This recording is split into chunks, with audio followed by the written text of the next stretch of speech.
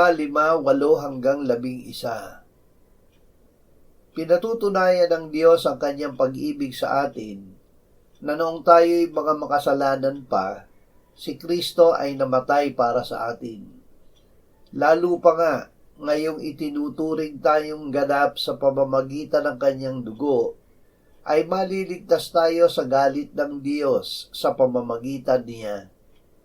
Sapagkat kung noon ngang tayo'y mga kaaway, ay pinakipagkasundo tayo sa Diyos sa pamamagitan ng kamatayan ng kanyang anak, lalo ngayong ipinagkasundo na, ay maliligtas tayo sa pamamagitan ng kanyang buhay.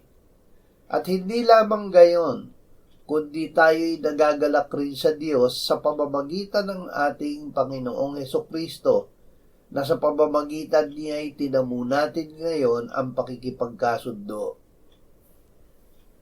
Ang buod ng Ebanghelyo. Ang Ebanghelyo ay nakasulat sa buong Biblia. Ibinigay ng Panginoong Hesus ang buod nito noong siya ay muling nabuhay.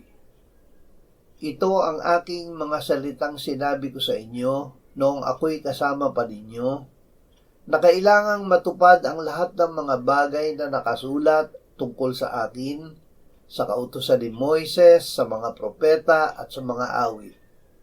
Ganyan ang nasusulat na kailangang magdusa ang Kristo at muling mabuhay mula sa mga patay sa ikatlong araw at ipangaral ang pagsisisi at pagpapatawad ng mga kasalanan sa kanyang pangalan sa lahat ng mga bansa mula sa Jerusalem.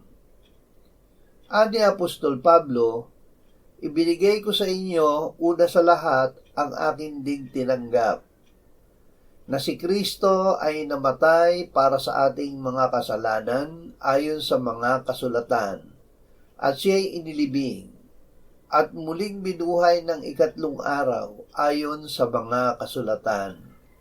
Nananilawin at salaysay.